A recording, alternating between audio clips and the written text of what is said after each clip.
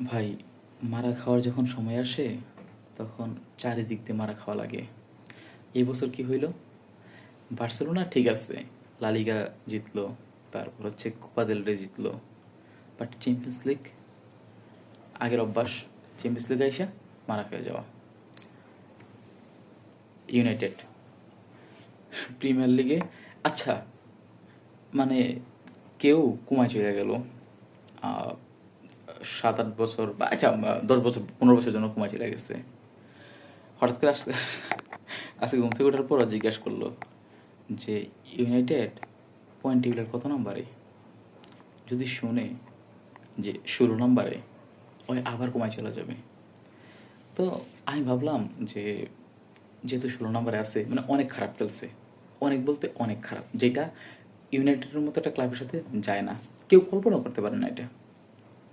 ভাবলাম যে আজকে ইউরোপা কাপ, আমার না মনে করতে খারাপ লাগতেছে।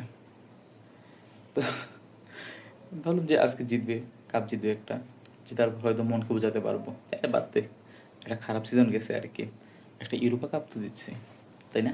একটা মেজর কাপ ট্রফি তো আছে এবছরে।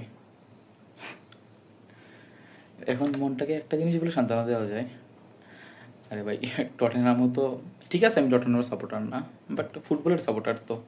2008 সালে লাস্ট ওরা মেজর কোনো ট্রফি জিতছিল, জিতছে ঠিক আছে, এখন এটা ছাড়ার কোনো উপায় নাই, কারণ কারণ আর কি, মানে আর কি ভাই, মারা খাওয়ার সময় আসলে চারিদিক দিয়ে মারা খাওয়া লাগে। আমি ভাবছিলাম যে ইউনাইটেডের যে ব্ল্যাক একটা জার্সি আছে না, ওইটা কিনবো যদি এই ম্যাচ জিতে আর কি। হয়তো কিনবো, বাট ওই ইয়াটা থাকবে না আর কি, যে ইউনাইটেড আবার জিতলো, ম্যাচ ইয়া করলো, মানে আজকে ভালো খেলছে, সত্যি কথা ইউনাইটেড আজকে ভালো খেলছে। মানে ভালো খেলছে কোন সেন্সে, যে অনেক অ্যাটাক করছে, কিন্তু লাভ কি, অনেকগুলো চান্স পাইছিল। আমার কাছে মনে হতেছিল যে আহ,